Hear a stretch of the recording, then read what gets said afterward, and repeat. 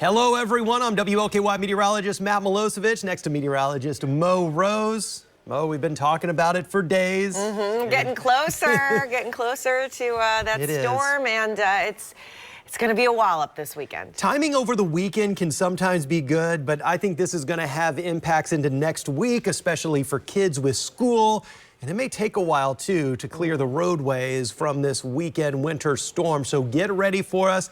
Thank you for joining us on YouTube Live, too. You might also find this recording on other social media outlets, but we're trying to keep you covered out there as we get closer to the winter weather. Winter storm warning already in effect. You know, Mo, I feel like the National Weather Service, which posts these, has been a little faster, you know, than normal. The watches usually come 48 hours. They were more like 72. The warnings. We went warning yesterday. Yeah. You know, I was actually really surprised, but I mean, they mean business. We're not dodging this. Right. And it lets you know, too, that the severity, I think, of this storm, we're going to show you over the course of the next few minutes the differences on where some of our southern communities could get a little icy, where our northern communities could have the most snow. But this is a wide-reaching winter storm that's in the southern plains and the southern Rockies all the way up towards the northeast and New England. So literally covering over 1,000 miles and tens of millions, if not maybe 100 million or more people. Yeah. So we need to get ready for it. It's going to continue to make major weather headlines over the coming days, including for our area. So let's talk about what we need to know and what we need to expect. It's accumulating snow that will be heavy at times. The highest totals do right now look to be towards the northern one half of the WLKY area, near and north of the metro. Farther south, and we were talking about this yesterday, sleet and freezing rain, or that ice, is expected to sneak in from down towards Tennessee and make a march up into Kentucky during the late Saturday night, Sunday timeframe. And where we see any icing is where we will see overall lower snow totals. But everyone needs to prepare for significant winter weather impacts across the entire WLKY region. All right, so you tally up all the snow and sleet together. This is what we're expecting from this winter storm. You see Louisville front and center of your screen, immediately to the north. Southern Indiana, the I-71 corridor, and that line could still move a little bit in the coming hours and days in the run-up to this storm. But we're looking at 12 to 15 inches of snow, folks, so this is going to be a big one in that heavier snow band. Now, where we mix in some of that ice and sleet farther south, those snow totals go down. But still, 8 to 12 from Louisville to the Western Kentucky and Bluegrass Parkway, 4 to 8 farther south.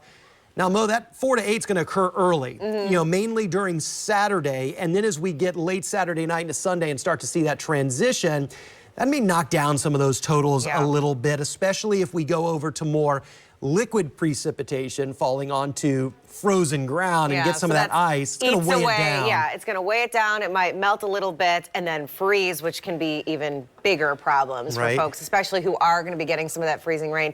The impacts there are very troublesome, especially when we start talking about accumulating ice on your tree limbs, on the power lines, which, you know, just a half an inch of ice, a glaze on a power line will add about 500 pounds to the line itself. You know, they're not designed to support that sort of weight. So that's when you start seeing the power outages. Yeah, and that's definitely a concern. And I want to show you on this ice potential map where we start to pick up the deeper shades of pink, red, and that little green stripe too, down into our southern communities between Campbellsville and Columbia down towards the Cumberland Parkway.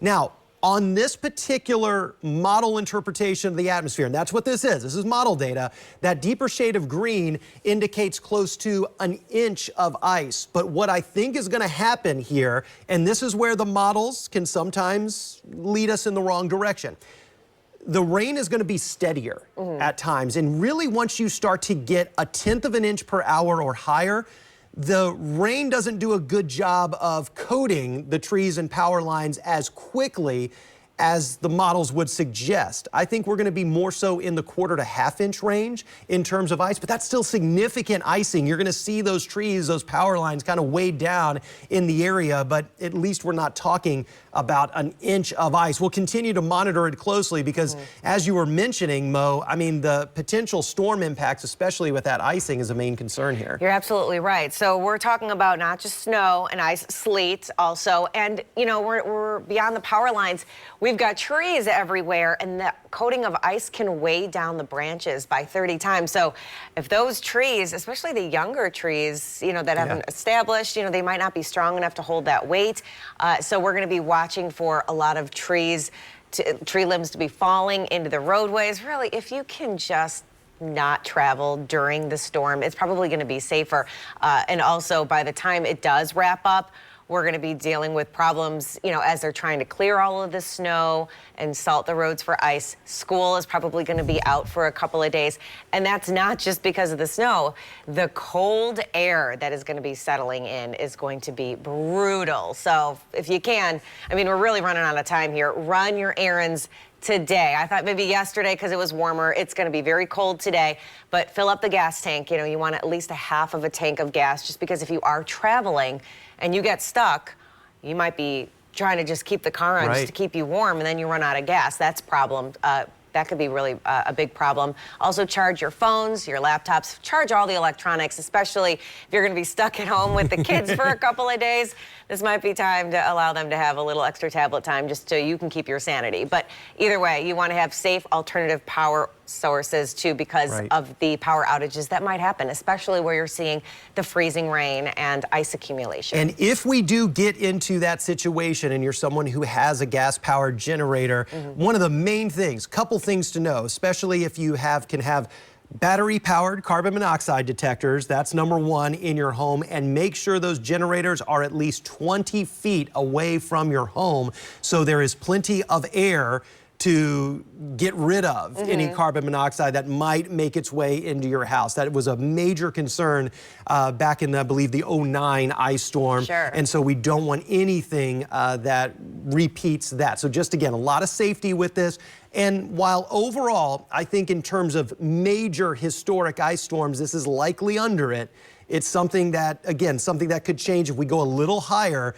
As you said in that last graphic, I mean, we're talking, you know, hundreds of pounds with any additional extra ice on the trees and power lines. So just let's be very aware of that moving forward. So you mentioned gas up or plug it in. Also the tires, Mo, with the cold air. Yes, and that's going to be a problem for, I think, everyone. So make sure, well, your battery, you want that nice and working order, but your tire pressure, fill up the tires if you can, because we are going to experience a huge drop in temperature with this Arctic air. And so for every 10 degrees that we fall, we lose a pound of pressure. And that's going to add up over the next several days as the Arctic air settles into the region. And you do not want to be driving on you know, low tires. It's bad for your gas mileage. It's dangerous. And you're already going to be driving on roads that are probably dealing with snow and ice and salt and all of that. Yeah, I think about it too. If you were someone who filled up your tires yesterday and got it to the right perfect pressure, let's say it's 32 PSI at 40 degrees yesterday afternoon, we could be pushing close to 10 below zero Tuesday morning. So if you're trying to travel Tuesday morning, your perfect 32 yesterday afternoon will be 27, and you might see those tire pressure monitor lights come on your dashboard. So just kind of keep that in mind moving forward through this cold weather. All right, here is the storm system and its track, and there's a couple of changes from yesterday. I don't think in the timing, though. We are all dry, all cold today. 20s feeling like the teens, maybe even some single number feels like temperatures in our northern communities, but we're dry through tonight, so it is a day to prepare once again. But Futurecast shows that snow moving in as we head toward the midday time frame tomorrow. Now, it's not immediately going to come down in huge bursts, but we're going to start to see those flakes fly, and temperatures are only in the teens. So we begin to talk accumulations of a light, fluffy snow initially with this. And look at the blues across the WLKY region. The first kind of round or wave of this is all snowfall across the region. And for some, especially in our southern communities, this is where the bulk of your accumulations will occur. Before that zone down into Tennessee in the pink, that mix of sleet and ice, starts to shift northward, especially as we get towards Sunday morning and Sunday afternoon. The further that will lift north, will really have a big impact on just how much snow we see. And notice that line is very close to the metro.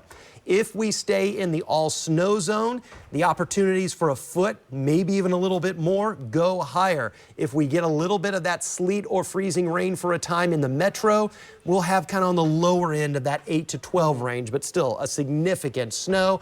On the back edge of this system, the cold air wraps back in. It should mainly be lighter snow showers that'll taper off Sunday evening into overnight and Monday morning. You see that winter storm is moving off to the north and east and out of here, and the really cold air starts to come in our way for early next week. So not a ton of changes in the 7-day forecast from yesterday with the severe alert conditions and the winter storm tomorrow through Sunday. So a nasty weekend winter weather-wise, and then we are bundled up Monday, a high of just 13 after a low of 1.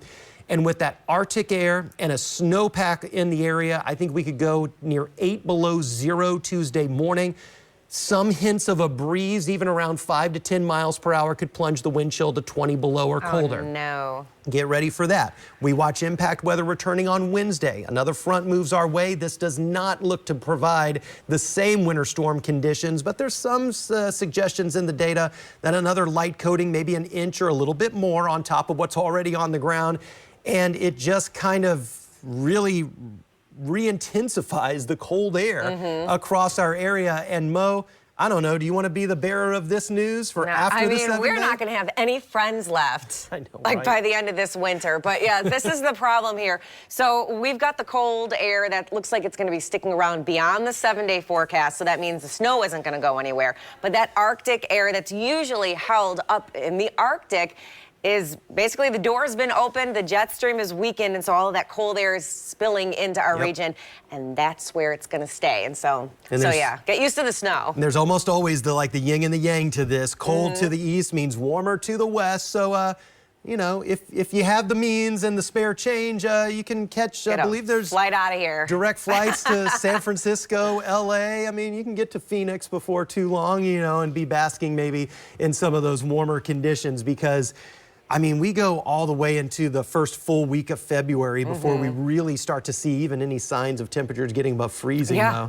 I was looking at maybe February 6th or 7th, and it was flirting with the freezing point. Man, that is just tough. I hope we can get the kids back to school before that. So make sure your snow shovels are ready because you're going to have to move this snow and ice out of the way. Get that ice melter too, maybe an extra bag if you can find it, and do it across the area. If you can, and I don't want to make extra work for you, but it does help if you go out systematically and start shoveling, because otherwise if you're waiting till it's all said and done, you're going to throw your back out. You're going to have a heart attack. I mean, these are just problems that we tend to see. So if you can go out or maybe make it a game for the kids. Hey kids, let's go. Want to earn $1? Even if they clear like one square of the driveway, right? It's one less that you have to do. But we say all of this because we want to make sure you're taking this Friday to prepare, and again, really hunkering down for the weekend ahead, because this is going to be a major impactful winter storm across the entire WLKY region. Make sure you're tuning back in. Mo's going to have you covered on the noon show. Chief Meteorologist Jay Cardosi